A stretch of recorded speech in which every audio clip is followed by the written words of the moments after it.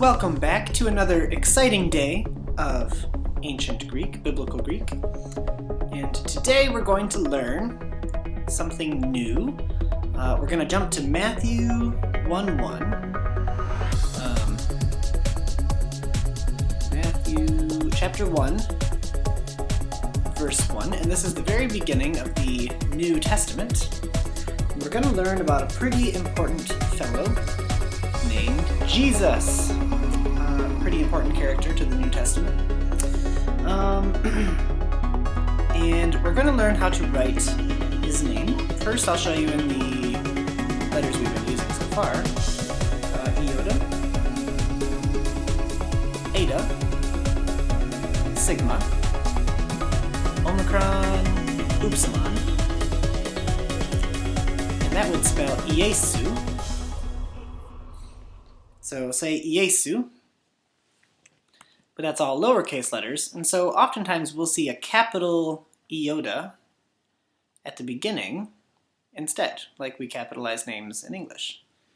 So we have uppercase iota, and then eta, sigma, omicron, upsilon, Iesu. And so I want you to write Iesu in Greek on your own. Go ahead and copy this down first.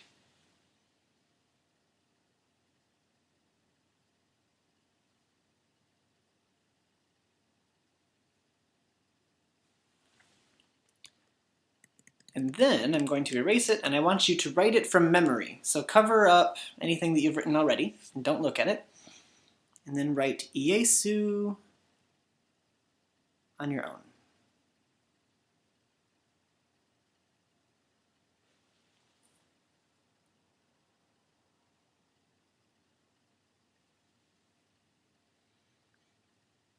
So let's check your spelling.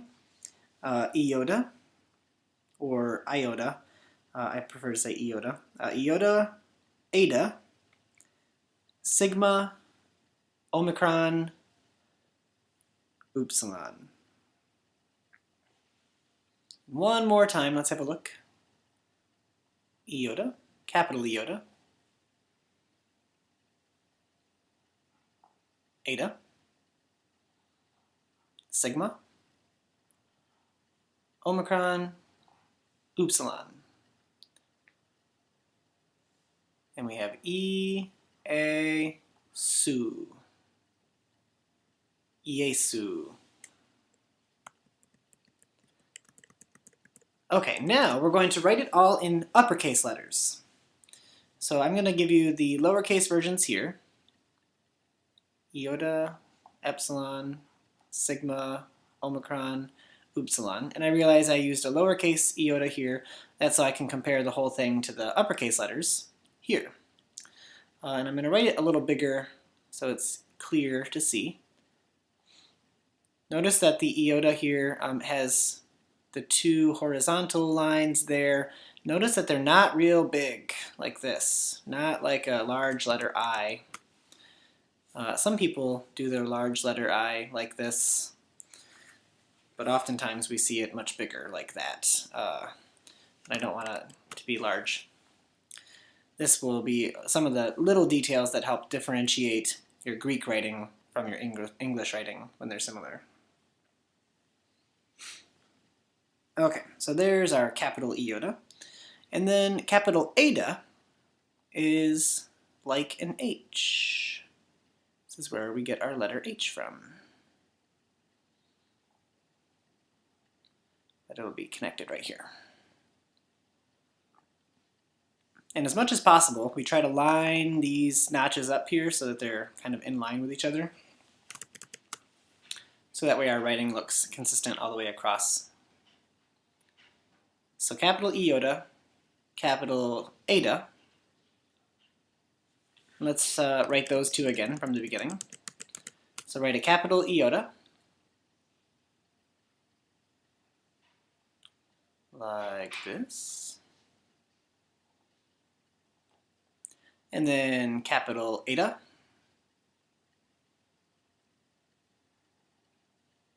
like this.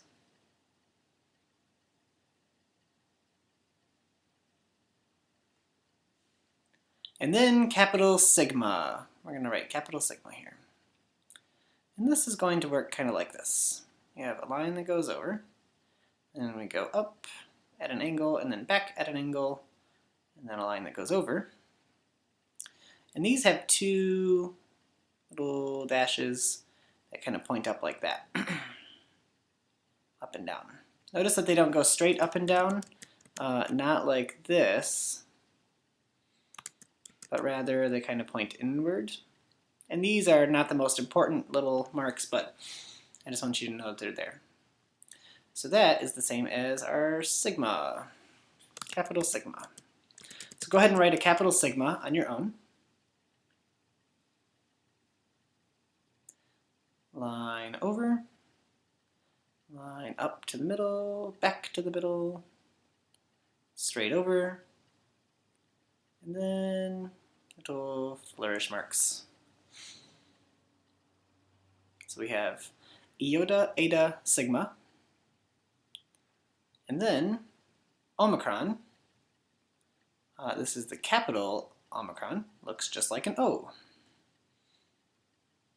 And nothing too fancy about that, except we usually see it kind of shaded in on the sides. So it's a little thinner at the top and a little wider on the sides. But not super important there. An O will do. So E, A, and then sigma, omicron, and then capital upsilon. Looks like our letter Y. And then notch, notch, notch, like that. E-A, su. So this is the same as upsilon over there. Iesu. All in the capital Greek letters. So now let's see if you can write capital Iesu all on your own.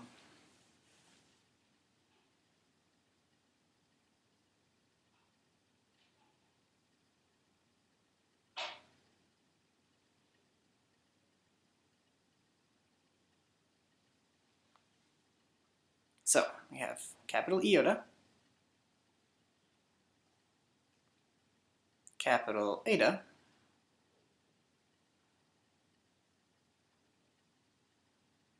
little notchy guys there, capital sigma,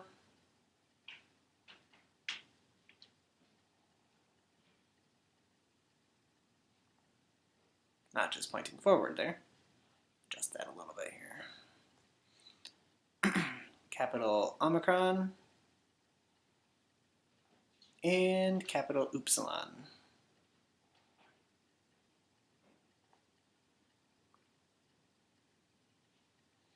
Iesu.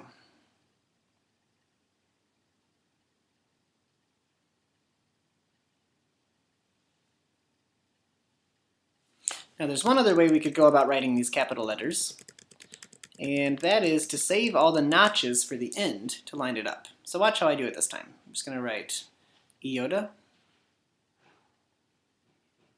and then eta, and then sigma, and then omicron, and then upsilon.